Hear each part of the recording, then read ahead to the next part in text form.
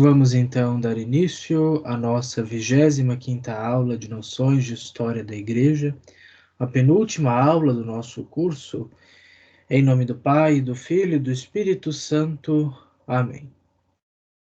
Vinde, Espírito Santo, enchei os corações dos vossos fiéis e acendei neles o fogo do vosso amor.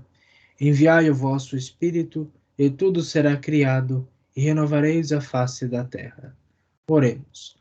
Ó Deus, que instruístes os corações dos vossos fiéis com a luz do Espírito Santo, fazei que apreciemos retamente todas as coisas, segundo o mesmo Espírito, e gozemos sempre da sua consolação. Por Cristo, Senhor nosso. Amém. Santa Maria, Mãe de Deus, rogai por nós. Glorioso São José, rogai por nós. São Francisco de Assis, rogai por nós. Muito bem, então o objetivo desta nossa 25ª aula é de fazer uma revisão dos conteúdos que nós vimos há pouco tempo, que são acerca da história da Igreja na Idade Moderna e a história da Igreja na Idade Contemporânea, e aproveitar que estou em casa para poder mostrar alguns livros que estão aqui, que se referem sobre a história da Igreja. Na semana que vem, eu farei a apresentação, então, de outros livros de história da Igreja que estão comigo no seminário. Então, quando nós falamos de Idade Moderna, embora isso seja uma questão muito debatida entre os historiadores, nós podemos situar o início da Idade Moderna com a clássica datação da queda de Constantinopla, no ano de 1453, quando nós temos uma grande mudança no cenário, especialmente europeu. E depois podemos situar o fim da modernidade com a Revolução Francesa, que iniciou-se no ano de 1789. E desde então nós temos vivido na contemporaneidade, desde a Revolução Francesa até os nossos dias atuais. Provavelmente algum historiador pode ser que olhe para os nossos tempos, para a nossa pandemia, e delimite então a pandemia como o fim de um outro grande período, como alguns historiadores que fazem as suas divisões alternativas. Na aula número 2, eu apresentei uma datação de história da Igreja que pode ser útil para os nossos estudos posteriores, para você que talvez vá fazer uma introdução ou algum outro curso, ou queira se situar melhor. Então, essas datas, elas carregam certa artificialidade, porque elas são escolhidas por motivos muito específicos, como no caso da queda de Constantinopla, porque de fato foi o evento que desencadeou a questão das grandes navegações, o que possibilitou então o descobrimento do Novo Mundo. E depois a Revolução Francesa como o evento em que alterou a configuração política de praticamente todos os estados europeus, daí por diante, e o mundo começou a ser organizado pelos modelos políticos, sociais, religiosos, culturais, científicos e outros modelos que datam a partir da Revolução Francesa. Portanto, vamos iniciar o nosso compartilhamento de tela, para que nós possamos visualizar um pouco algumas coisas que nós vimos já há algum tempo. Muito bem, então, vejamos. Isto, síntese da história da Igreja na Idade Moderna e Idade Contemporânea. Então, a história da Igreja na Idade Moderna, séculos XVI a XVIII, começa com o fechamento da Rota do Mediterrâneo, na qual se tinha acesso ao Oriente e seus produtos.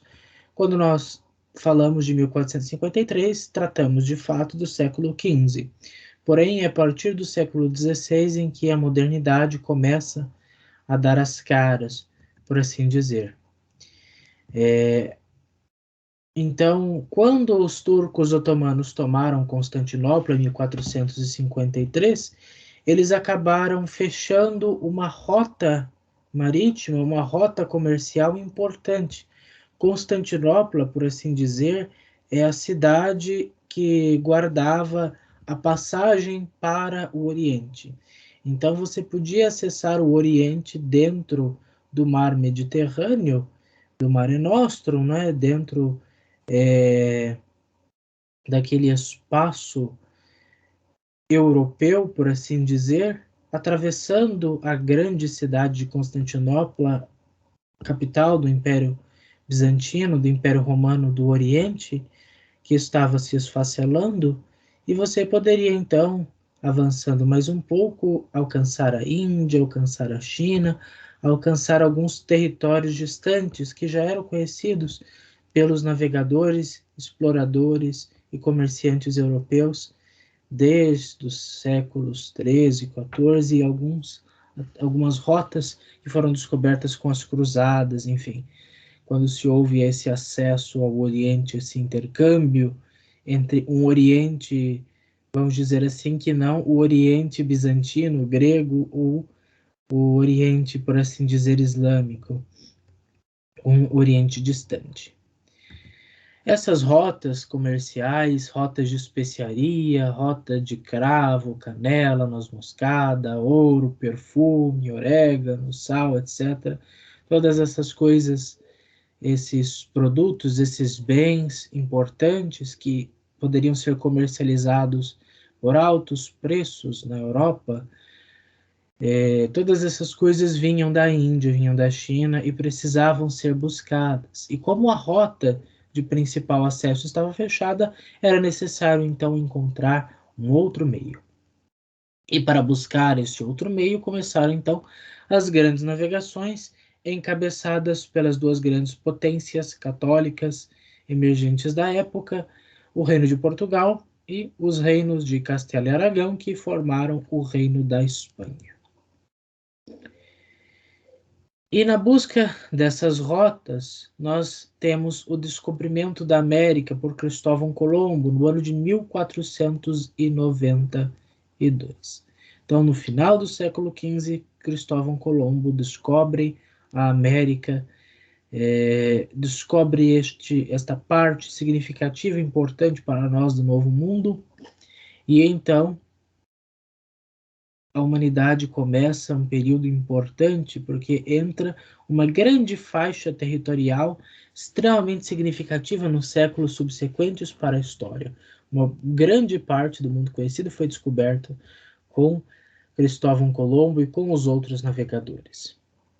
E a descoberta do Brasil, que, como nós sabemos, deu-se no ano de 1500. Com destaque para Portugal e Espanha, que com o casamento entre Fernando de Aragão e Isabel de Castela, deu origem à Espanha moderna. Eles terminaram de expulsar os islâmicos da Espanha, e com o descobrimento do Novo Mundo, a Europa, o sul da África e parte da Ásia, também o Evangelho chega para diversas populações pagãs, animistas em várias regiões, principalmente através da Companhia de Jesus de Santo Inácio de Loyola, e com seus padres letrados e missionários, evangelizaram o mundo. Então, quando nós estamos falando de descobrimentos, de missões e de evangelização, nós temos que levar em consideração a importância da Península Ibérica, a importância de Portugal e de Castela e Aragão, que formarão Espanha, dentro desse contexto. Então, é uma parte extremamente significativa da nossa própria história que nós precisamos conhecer.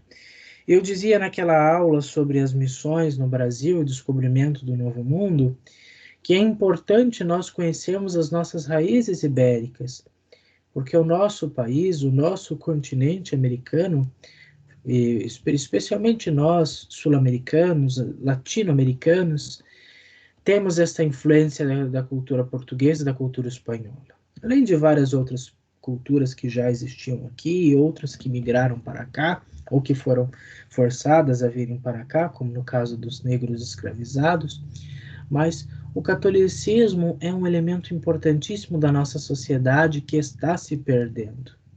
não apenas enquanto a religião que nós praticamos, que é um elemento da mais alta importância na nossa vida, mas como também o fato de que a nossa sociedade se estrutura sobre esses valores. Embora hoje em dia se tenha perdido a cristandade e foi substituída por um outro sistema que já não mais se reconhece como cristandade, mas uma conferência, uma congregação de nações, etc., uma coisa que deriva de ideais liberais, de ideais que são parte da Revolução Francesa, mas mesmo assim ainda temos resquícios culturais católicos muito fortes no nosso país e que apenas conhecendo a belíssima história de Portugal e de Espanha, como estes dois grandes reinos conseguiram a sua unificação a partir da luta contra a ocupação islâmica desde o século VIII na Península Ibérica, como as cruzadas influenciaram neste processo, como a presença da igreja foi fortíssima e ainda, de certa forma, continua sendo bastante relevante nesses países, e o quanto disso foi importado e foi anexado nas nossas terras do Novo Mundo a partir dos nossos colonizadores.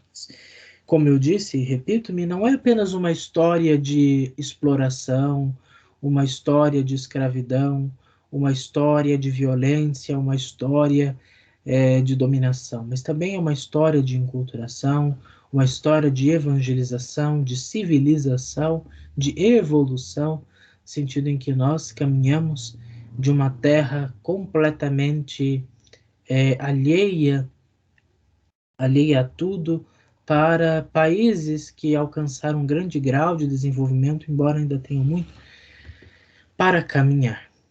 E contribuíram para isso os queridos e veneráveis jesuítas. Nós estamos a 500 anos da conversão do grande pai Santo Inácio de Loyola, ele que com os seus padres, com os seus religiosos, com os seus militares, alguns o chamam de a tropa de choque do papado, porque eles eram completamente obedientes ao Santo Padre como um quarto voto. Eles, a partir do ano de 1550, mais ou menos, vieram para o Brasil, para essas terras, por assim dizer, inexploradas, rudes, e conquistaram a América, não pela força das armas, não pelo medo, mas sobretudo pela grande cultura, pelo grande zelo que eles tinham para com as almas. Enquanto milhões de almas se perdiam nas mãos de Lutero, nas mãos de Calvino, de Henrique VIII, de outros, muitas almas eram ganhas para Deus com os padres jesuítas. Então, não apenas os jesuítas, mas franciscanos, dominicanos, beneditinos, carmelitas e tantos outros religiosos, e depois o clero secular, que durante muito tempo foi uma presença bastante tímida, mas a partir da República começou a se desenvolver mais. Nós temos uma bela história do nosso catolicismo na nossa nação. E grande parte disso devemos a Santo Inácio e os seus padres. E precisamos tomar consciência da catolicidade desse país. Tem aulas muito interessantes sobre isso no Centro Dom Bosco. Acho que vale a pena conferir. Bom, então nós temos o exemplo maior para nós, São José de Anchieta, um dos padroeiros do nosso país, que em meados do século XVI esteve nas nossas terras, deixou as Ilhas Canárias e veio para cá e fez um grandiosíssimo trabalho. Além disso, é importante frisar novamente que a Igreja sempre se posicionou contra a escravidão como a bula Sublimis Deus. Parece-me que o Santo Dom Bosco também irá publicar esta encíclica na sua coleção, que será lançada no ano que vem. Mas é importante lermos as Sublimes Deus e outros documentos que mostram que a Igreja Católica nunca foi favorável à escravidão. Ela, infelizmente, foi obrigada a tolerar essas realidades por causa dos colonizadores. Naquela mesma época, e um pouco antes, nós estávamos refletindo, e a Igreja viveu o período do Renascimento. A Europa inteira foi influenciada pela mentalidade renascentista, que rompe com a mentalidade medieval escolástica teocêntrica e introduz o antropocentrismo e faz renascer a cultura greco-romana pagã, influenciando não apenas na arte, mas na filosofia, teologia e na política. Então, o Renascimento, por assim dizer, é fruto de uma mentalidade neopagã que vai sendo introduzida na Europa quando a Igreja começa a sofrer um grande declínio a partir do final do século XIII, nos séculos XIV e XV, quando o pensamento escolástico é deixado de lado, quando o poder temporal da Igreja é ameaçado pelos soberanos, quando o próprio papado sofre uma grande crise a partir do cativeiro de Avignon e do cisma do Ocidente, com os movimentos precursores da Reforma Protestante, etc. Tudo isso faz com que a presença da Igreja na Europa vá declinando. E a própria Reforma Protestante é um elemento que bebe muito do renascentismo, desse humanismo, do antropocentrismo, né, que coloca o homem no centro de todas as coisas, ao invés de colocar Deus no centro de todas as coisas. Então, o Renascimento não é apenas arte, não é apenas Da Vinci, Michelangelo, Rafael, Donatello e outros, mas também é filosofia, também é o Pico della Mirandola, também são outros grandes filósofos, o Marsilio de Ficino, Tommaso de Campanella e outros pensadores daquele tempo que vão influenciar bastante. Também é Maquiavel, nesse mesmo sentido, Vico e outros, influenciados pela mentalidade renascentista ou membros do próprio Renascimento. Nós temos essa grande crise no papado dos séculos XIV e XV, que acabaram causando muita divisão dentro da igreja, e a igreja aderiu ao Renascimento depois do ano de 1417, quando nós temos o fim do cisma do Ocidente.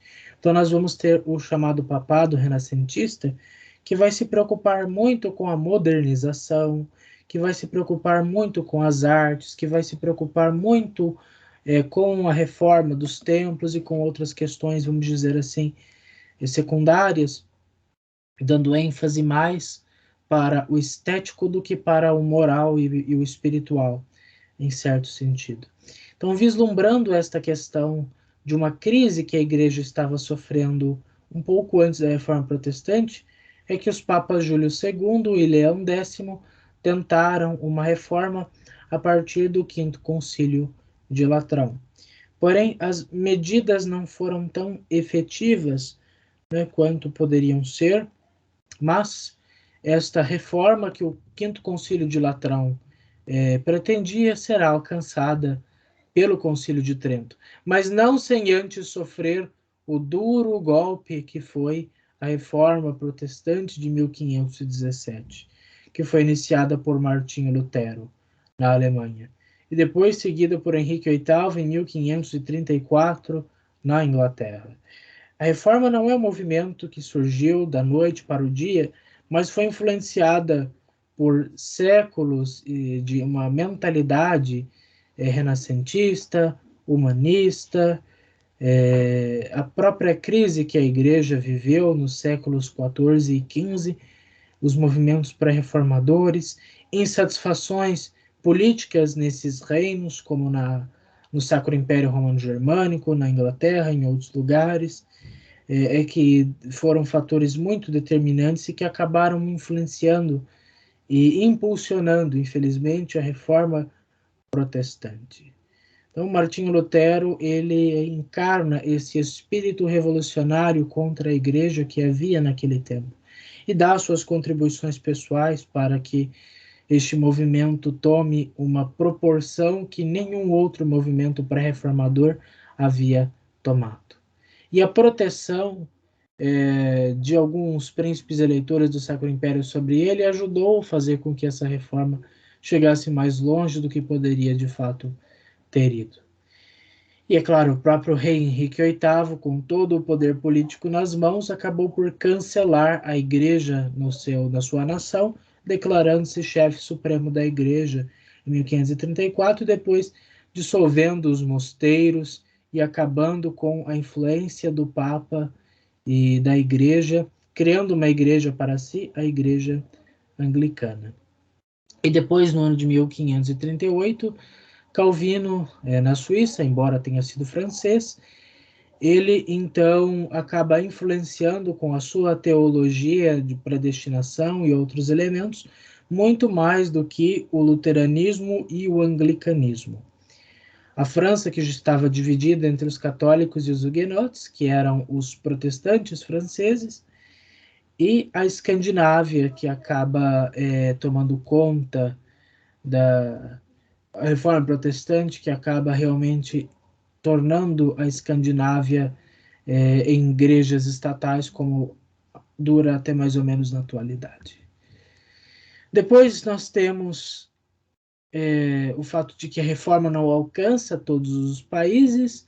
Portugal, Espanha, Itália e o Novo Mundo acabam sendo meio que não tocados pela reforma, embora aqui no Novo Mundo nós tenhamos algumas incursões dos ingleses e dos holandeses, que invadiram no século XVII, que exploraram no século XVII, no caso, os Estados Unidos e parte do Canadá, na Inglaterra, e a Holanda, que tentou no Nordeste, assim como os franceses também tentaram, mas não houve muito sucesso na parte deles. Então, a reforma protestante acabou dividindo vários estados, nações inteiras passaram para o protestantismo, enquanto outras nações permaneciam católicas. E alguns governantes, o descaso de certos governantes, acabou potencializando a reforma. Então, o Sacro Imperador Carlos V e o rei Francisco I da França, enquanto se digladiavam entre si, acabaram não fazendo muito para conter o protestantismo. Então, se houvesse uma certa unidade política entre os reis daquela época, pode ser que o fenômeno da reforma protestante tivesse sido, vamos dizer assim, diminuído, mas infelizmente não foi isso que aconteceu. Tanto Leão X quanto Clemente VII e Adriano VI tentaram alguma coisa, porém as suas tentativas foram muito pontuais e locais. O Papa Leão X excomungou Martinho Lutero, o Papa Clemente VII excomungou o Henrique VIII, o Papa Adriano VI tentou persuadir o seu pupilo Carlos V a encabeçar a Contra-Reforma, mas não houve muito êxito, até que o Papa Paulo III, com um pouco mais de visão e controle da situação, convocou o Concílio de Trento na tentativa de reformar verdadeiramente a Igreja nos costumes e de frear o avanço do protestantismo. Então foi a partir do Papa Paulo III, em 1545, que nós temos o Sacrosanto Concílio Ecumênico de Trento, o 19º Concílio Ecumênico da Igreja. O Concílio de Trento difundiu-se pela Europa, restaurando o catolicismo em alguns lugares e convertendo muitas almas em outros. Foi o auge da Contra-Reforma, ou da Reforma Católica, que abarca medidas feitas antes e depois de Trento, como as reformas católicas na Espanha e as de São Pio V. Então, vamos dizer assim, o Concílio de Trento é o grande catalisador da Reforma Católica.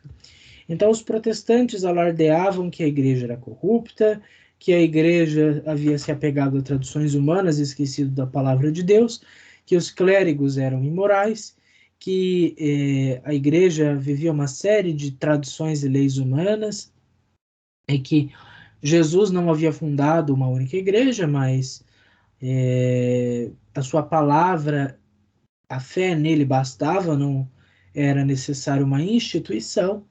O Concílio de Trento vai fazer o quê? Ele vai pensar em duas grandes frentes de evangelização, de batalha, por assim dizer.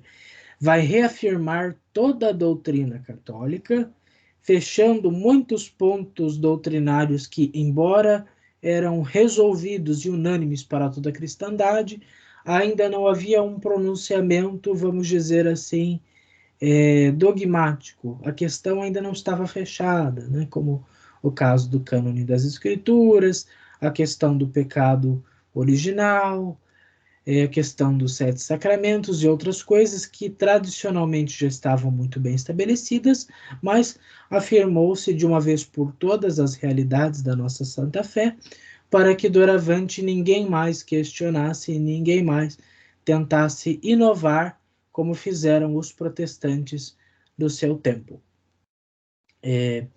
E a segunda grande frente é a frente da evangelização, que hoje alguns chamam mais de pastoral, que é de fato fazer algumas reformas que precisavam ser feitas, como no caso de centralizar a figura do bispo dentro da diocese, um bispo para cada diocese, não um bispo com 2, 3 ou mais dioceses, uma formação centralizada, como no caso dos seminários, um maior incentivo para as missões que estavam começando naquela época e a aplicação de fato da formação a partir de uma perspectiva bastante apologética e que enfatizasse mais a doutrina católica do que necessariamente as piedades populares. Então, naquela época, como se faz muito hoje em dia, os protestantes, que hoje nós chamamos de evangélicos, faziam a cabeça das pessoas com as Sagradas Escrituras e conseguiam muitas almas. Por quê? Porque havia uma grande falta de conhecimento, porque a Bíblia não era acessível e durante muito tempo não vai ser, infelizmente, acessível a todas as pessoas, porque havia um sério problema de catequese. As pessoas conheciam muitos aspectos devocionais, conheciam os mandamentos, sabiam como viver, mas não tinham um conhecimento das verdades da fé, um conhecimento mais sistemático. Esse é um problema que nós temos ainda hoje e que teremos, infelizmente, por muito tempo, mas que cada vez mais devemos lutar para melhorar. Por isso, Trento fez um catecismo, preocupado com a grande diversidade e até mesmo aleatoriedade litúrgica que havia na igreja, cada arquidiocese, cada região com o seu rito próprio. São Pio V tratou, então, de fazer uma reforma na liturgia romana, instituindo o que se ficou conhecido como a Missa Tridentina, em que apenas os ritos com mais de 200 anos poderiam sobreviver, se assim quisessem, e então ele acaba criando um catolicismo mais uniforme, um catolicismo de fato reformado, porque a reforma protestante, na verdade, como diz Dom Estevão Bittencourt e outros, foi uma revolução e não uma reforma. Quem faz de fato reforma é Papa Paulo III, São Pio V e outros grandes santos, grandes homens e mulheres de Deus, que se esforçaram de fato para melhorar a Igreja. Isto aqui eu já disse, a Vulgata também foi revisada, a Inquisição também foi reorganizada, o Index Librorum Prohibitorum, ou seja, a lista dos livros proibidos, a Propaganda Fidei, né, que é uma congregação para o incremento da evangelização. E o século XVII foi um século, vamos dizer assim, em que a reforma protestante, aliás, a reforma católica, enquanto a reforma protestante estava, vamos dizer, perdendo a sua influência, a reforma católica predominou bastante no século XVII, apesar de nós termos o problema do jansenismo, o problema do galicanismo, vários outros problemas que não foram possíveis de serem trabalhados no nosso pequeno curso de noções, mas que vocês podem se informar a partir dos livros que mostrarei ao fim desta aula. E o século XVIII foi o século do iluminismo, o século do racionalismo, o século do empirismo, o século das luzes, das ideias, em que os enciclopedistas franceses, a franco-maçonaria de 1717 e outros livres pensadores trataram então de atacar a igreja, atacando primeiramente a Companhia de Jesus, que foi suprimida em 1773 e só foi retornar em 1814. Clemente XIV e depois Pio VII. E separou a Igreja do Estado. Este era a grande questão. Era de fazer um novo Estado, um Estado em que não houvesse reis, mas uma república popular, e destruir a Igreja, colocando no lugar da fé, no lugar da Igreja, a razão. Aí, com a Revolução Francesa, que começa a contemporaneidade, nós temos então a completa reformulação da vida política. O que nós tínhamos antes da Revolução Francesa, no contexto francês, mas que também poderia ser verificado em quase todas as outras monarquias europeias. Nós tínhamos três grandes classes. O primeiro Estado, que era composto pelos religiosos, especialmente pelos cardeais e bispos, que realmente detinham muito poder religioso e político. Alguns eram príncipes, tinham títulos reais, tinham muitas terras, tinham servos, recolhiam muito dízimo e, de fato, viviam melhor do que muitos nobres. Nós temos o segundo estado, que é a nobreza, que é a realeza, isenta de impostos, isenta de muitas coisas, assim como o clero, e que muitas vezes utilizavam o clero como um meio de manter essas populações ligadas a ele. O que nós devemos ter certo cuidado com algumas análises, porque nós tentamos introduzir uma certa noção de luta de classes que não é muito bem vista no nosso jeito católico de pensar, de fazer e de ler sobre a história.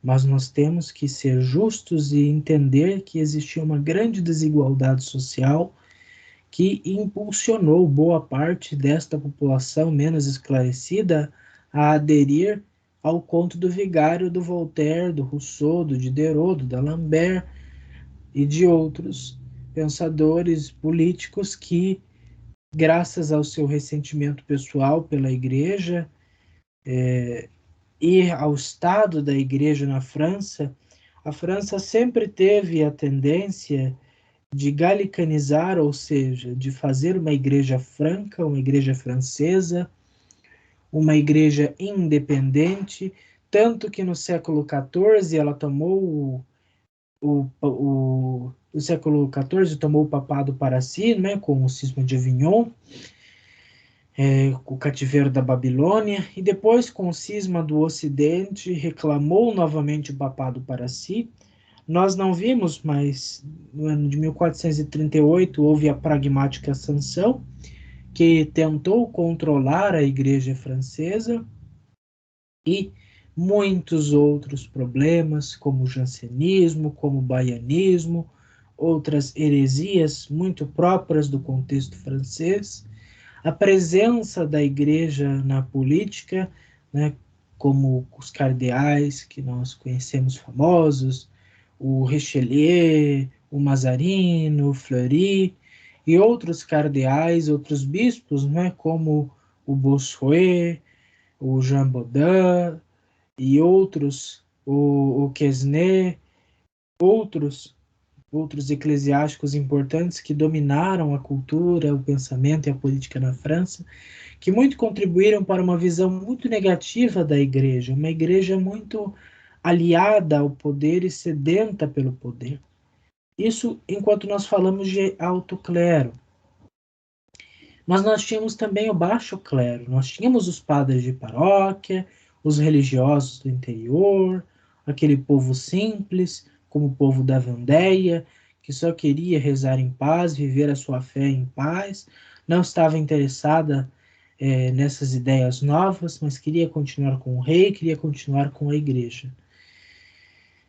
E, em terceiro lugar, haviam os populares, né, o terceiro estado, que englobava tanto as pessoas mais simples, quanto aquelas pessoas que eram endinheiradas, eram os burgueses, tinham dinheiro, mas não tinham títulos de nobreza, não tinham poder, não tinham influência, tinham apenas capital, e que acabaram então movendo especialmente a classe intelectual, as populações a se revoltarem contra as questões vigentes.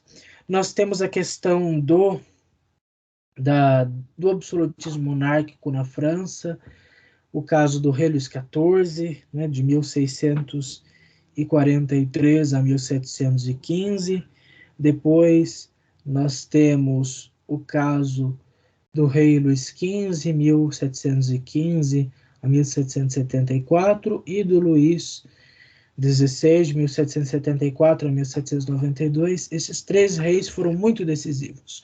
Luís XIV, melhor dizendo, é aquele que criou o Palácio de Versalhes, é aquele que centralizou toda a corte, é aquele que vivia uma vida de luxo, uma vida de guerras, uma vida de muitas despesas, que o seu bisneto e sucessor Luís XV tratou por intensificar, e diferentemente do bisavô, ele não tinha aquele traquejo político capaz de manter a nação unida, de dialogar, de fazer alianças duradouras.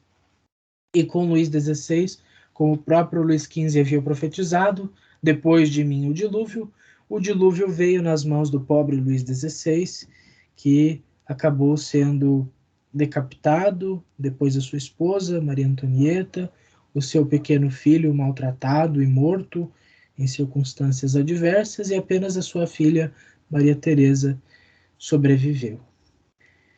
Então nós temos aqui, com a Revolução Francesa, a separação entre o Estado e a Igreja. O Estado precisava ser remodelado e a Igreja precisava desaparecer.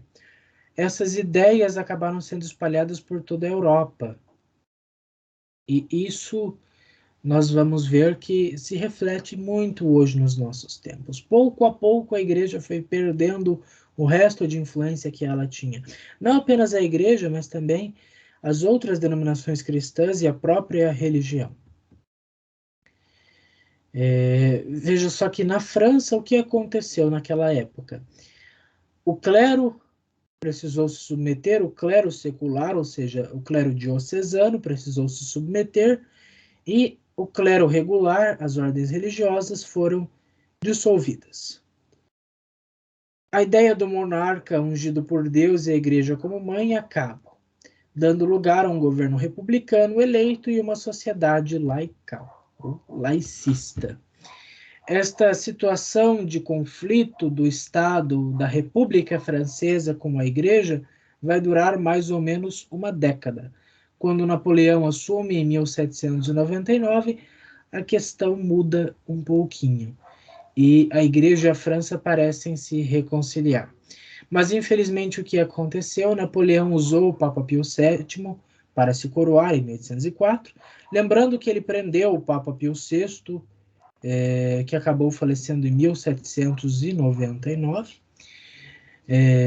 e prendeu também o Papa Pio VII depois da sua coroação e acabou desfazendo os acordos, o acordo com o Estado francês, reanexou os Estados Pontifícios, destratou completamente o Santo Padre e acabou então se voltando contra a Igreja, que usou para consolidar o seu poder.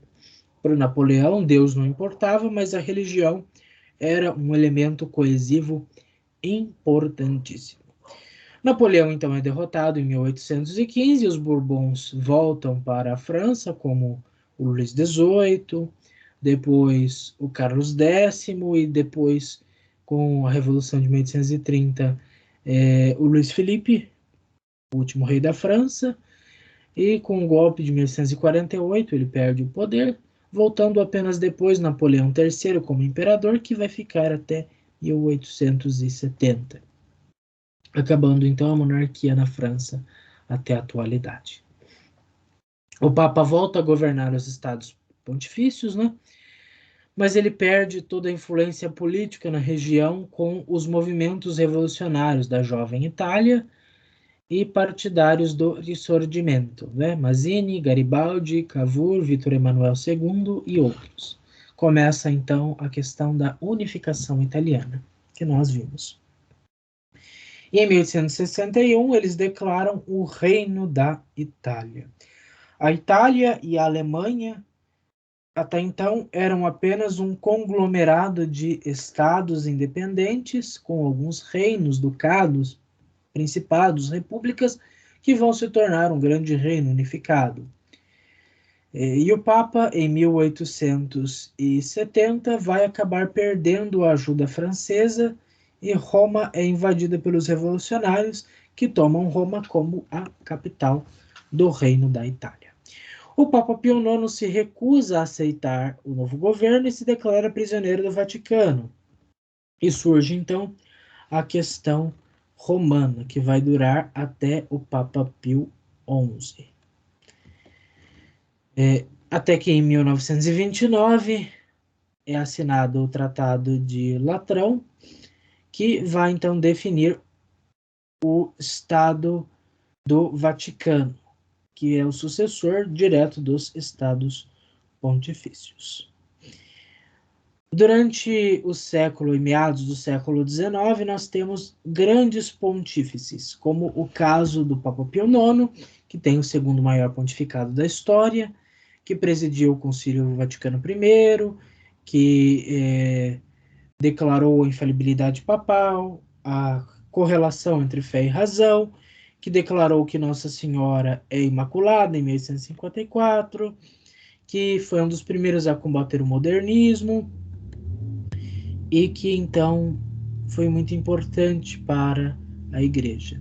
O seu sucessor, o Papa Leão XIII, foi aquele que iniciou a doutrina social da Igreja com a encíclica Rerum Novarum, da Providentíssimos Deus, que iniciou os estudos sobre a Sagrada Escritura em 1893.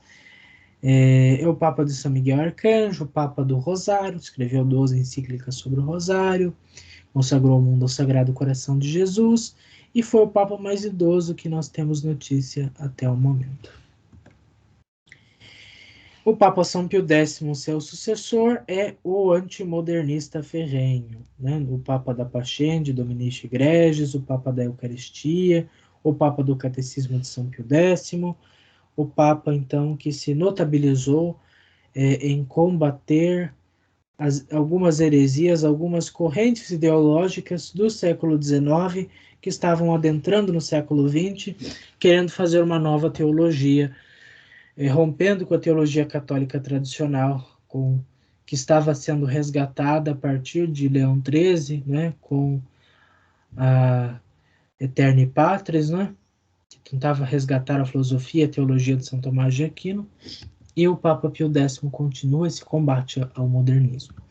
O seu sucessor, Bento XV, enfrenta a Primeira Guerra Mundial, acaba não tendo muito êxito.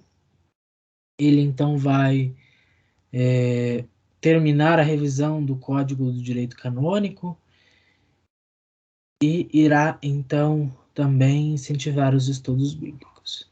O Papa Pio XI, ele combateu o fascismo, o nazismo e o comunismo, né? Non abbiamo bisogno combate o fascismo, Mit Bene Sorge combate o nazismo, e a Divini Redemptoris, ele combate então o comunismo. Ele combate essas ideologias que vão acabar influenciando muito no contexto da Segunda Guerra Mundial e posteriormente. E o venerável Papa Pio XII é aquele que enfrentou a difícil Segunda Guerra Mundial e teve um dos melhores papados, e é um grande, saudosíssimo pontífice com muitas obras, que faleceu a 68, aliás, a 63 anos em 1958. E o Papa João XXIII, aquele que convocou o Concílio Vaticano II, que presidiu a primeira sessão do Concílio Vaticano II, que é o 21º Concílio Ecumênico da Igreja, em que reuniu 2.500 bispos, produziu 16 documentos, e a partir do Vaticano II a Igreja passou a dialogar melhor com a modernidade, e este é o modelo pastoral para a Igreja atual. São Paulo VI, então, ele concluiu o Concílio Vaticano II, fez a reforma litúrgica, fez várias outras coisas, como a Humanae Vitae, na qual ele proíbe totalmente os métodos anticoncepcionais e outros meios de reprodução, e defendeu a fé católica, foi muito combatido por setores progressistas e conservadores, mas tentou ser fiel à Igreja, conduzindo-a como ele foi capaz. O Papa João Paulo I, coitadinho, viveu muito pouco tempo, tinha problemas no coração e faleceu apenas 33 dias depois, mas sorriu bastante no seu breve pontificado. E o grande Papa São João Paulo II, Papa que provavelmente a maior parte de nós tenha nascido sob o seu pontificado, o grande peregrino do amor, com 1001 conquistas e realizações, um santo que roga pela Igreja no céu e que tão bem fez a Igreja no seu terceiro, no que foi o terceiro maior pontificado de toda a história. O Papa Bento XVI, o querido Joseph Ratzinger, o grande guardião da fé, o grande Papa do Sumorum Pontífico, o grande defensor da fé, que renunciou em 2013, que continua vivo, dando seu testemunho cristão, muito nos inspira a sermos fiéis à Igreja. E Sua Santidade, o Papa Francisco, o 266º Papa da Igreja Católica Apostólica Romana, é aquele nosso Pai, Mestre, Pastor e Senhor que nós devemos seguir, amar, respeitar e sempre rezar por ele. Bom, esta retrospectiva ela é mais para levantar pontos do que necessariamente para descobrir coisas novas, mas é apenas fazer um elo, apenas fazer uma ponte e tentar elencar os eventos mais importantes para que você possa conseguir fazer um panorama geral da história da Igreja. Acho que isso é que eu prezei, e talvez eu fale melhor sobre isso na nossa última aula, na semana que vem. E eu espero que você tenha se situado melhor na modernidade, na contemporaneidade, nas aulas de hoje, porque agora só me resta falar sobre algumas obras aqui que podem ser úteis. Vamos parar o compartilhamento para que eu possa mostrar as obras que eu tenho aqui comigo. Então, meu caro irmão, minha cara irmã, você que gostou do conteúdo de História da Igreja, talvez não eram muitas coisas do seu conhecimento, e você está animado, quer ler mais, aqui vão algumas dicas para você, algumas dicas eu dou agora, outras darei na semana que vem, mas a primeira delas é este curso de História da Igreja do Monsenhor Álvaro Negromonte, né? História da Igreja para curso colegial, né, do Monsenhor Álvaro Negromonte, de 1954. Eu vou disponibilizar o PDF e se você já quer fazer uma leitura mais aprofundada, você pode partir para este curso aqui do Monsenhor Álvaro Negromonte, que é referência em catequese. Você que é catequista, busque os livros do Monsenhor Álvaro Negromonte, a sua coleção, Meu Primeiro Catecismo, que você vai encontrar muitas referências. Um livro de 100 e poucas páginas, muito breve, muito simples, muito bom de ser lido. Depois aqui tenho a História da Igreja do Padre Miguel de Oliveira. O Padre Miguel de Oliveira é um padre português que escreveu a sua história da igreja com uma finalidade muito semelhante à do Monsenhor Álvaro Negromonte. Então já é uma história um pouco mais elaborada, com suas 300 e poucas páginas. Depois, talvez, de ter lido a história do Monsenhor Álvaro Negromonte, vale a pena ler esta aqui do Padre Miguel de Oliveira. Eu aqui imprimi para encadernar e poder voltar, retornar a fazer a leitura desses livros, para fazer anotações, porque são obras muito difíceis, infelizmente, de serem encontradas hoje. Se você encontrar no sebo, é uma sorte, mas talvez o estado não esteja muito bom, porque são livros que já têm os seus 60, 70, 80 anos, né? E aqui tenho o grande compêndio de história eclesiástica do grande cardeal Câmara, né? O cardeal Jaime de Barros Câmara, que foi cardeal arcebispo de São Sebastião do Rio de Janeiro por pelo menos uns 30 anos, e que fez estes apontamentos de história eclesiástica, que já são uma leitura mais avançada, mas bastante completa. Ele fez esta obra pensando nos seminaristas. Então, você que é seminarista, que conhece algum seminarista, ler esta obra é muito interessante, é uma referência aqui para você, porque é muito sistemática, muito bem organizada, com muitos detalhes e muito didática. Então vale a pena ler essa história da igreja. Espero que alguma editora possa publicá-la, como estão publicando outras obras, como esta obra aqui, esta coleção de 3 volumes do Frei Dagoberto Romaggi, o seu curso de História da Igreja, o seu pequeno manual de 3 tomos. Este é o tomo de História da Igreja na Idade Antiga.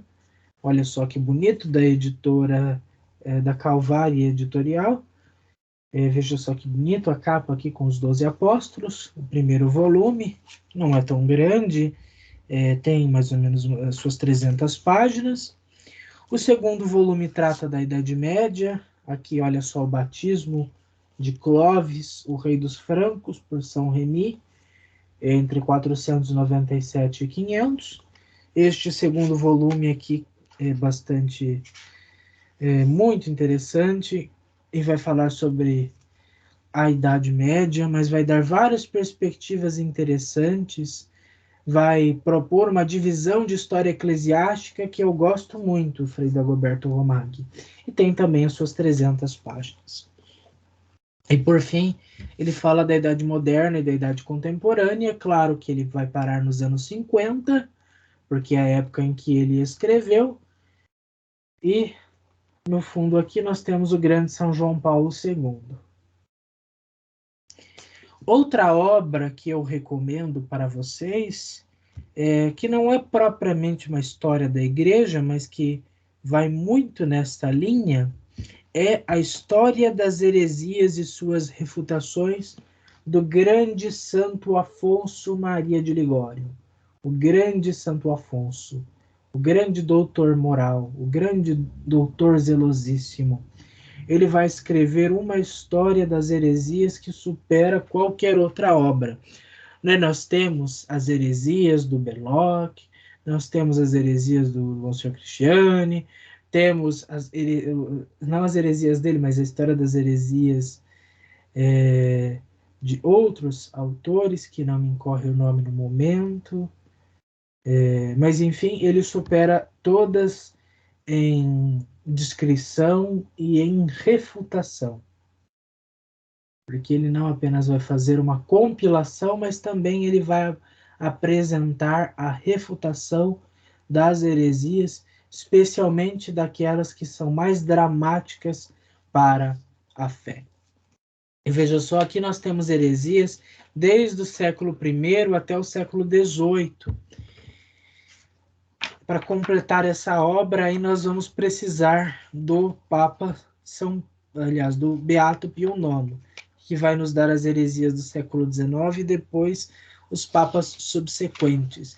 Então, se você quer conhecer as heresias, você precisa adquirir esta obra, que eu ainda estou lendo, mas que é de uma grandeza, de uma complexidade extremamente didática, extremamente descritiva, com muitas fontes. Ele faz uma pesquisa historiográfica, é um trabalho historiográfico, um trabalho apologético, um trabalho catequético, teológico, de um primor extremo. Extremo, extremo, extremo. Então, vamos conhecer isso aqui para nos ajudar. É um manual de apologética. Esta história das heresias e suas refutações, de Santo Afonso Maria de Ligório, da editora Eclésia. E deixei por último a história da Santa Igreja do Padre Alfredo Sáenz, que foi publicado recentemente pelo Centro Dom Bosco. Ele vai dividir então em ondas, vai dividir várias ondas na história da igreja. Eu ainda estou lendo esta obra, mas ela é de um primor, porque o Padre Alfredo Sáenz é um jesuíta das antigas, por assim dizer, e ele vai descrever cada crise na igreja como se fosse uma grande onda e como a igreja superou e tem remado sobre essas ondas. No primeiro volume ele vai tratar desde o primeiro século até o século VII, vai tratar desde o surgimento da igreja, a perseguição do império, o arianismo, as outras heresias, a queda do Império Romano, e vai terminar com o islamismo, fazendo uma ponte para o fenômeno do islamismo na atualidade. E o segundo volume, que é bastante extenso, vai tratar então da Idade Média, na questão das investiduras, até os esplendores do Concílio de Trento. Então, praticamente toda a Alta Idade Média vai estar aqui neste volume. O primeiro volume vai tratar da antiguidade, daquilo que nós chamamos da antiguidade tardia, que nós vamos tratar dos séculos V, VI, VII, VIII. Aqui nós temos do século IX, X até o século XVI, com o Concílio de Trento, em que ele vai descrever a Reforma Protestante com uma perspicácia tremenda, que eu estou lendo, e é belíssimo. E ele vai, então, nos ajudar a compreender melhor sobre como a igreja superou e tem superado e tem vivido esta grande tempestade do protestantismo. E depois nós temos 2 volumes, 3 e 4, que falam sobre a Revolução Francesa. O primeiro volume vai dar as causas, vai dar explicações, vai falar sobre a trajetória da Revolução, as pessoas, movimentos que foram precursores da Revolução Francesa. Ele vai tratar, então, vai nos contextualizar, acho que é um dos melhores materiais que nós temos sobre a Revolução Francesa. Ele vai falar aqui do jansenismo, vai falar do enciclopedismo, vai falar de intelectuais que ajudaram, vai falar da maçonaria, vai falar da Revolução propriamente dita e das suas consequências, até o Napoleão Bonaparte. O quarto volume vai tratar das consequências da Revolução e aquilo que o autor chama de a Contra-Revolução Francesa. Então ele vai tratar das consequências da Revolução, da Guerra da Vendéia, que é uma coisa que muitos desconhecem, que infelizmente não deu tempo de fazer umas considerações sobre esse assunto, mas aqui nós temos sobre a Guerra da Vendéia, aqui nós temos sobre o Napoleão Bonaparte, aqui nós temos sobre o grande movimento católico que surgiu após a Revolução Francesa, após esses eventos terríveis no século XIX, e nós temos mais considerações sobre a contemporaneidade a partir da Revolução.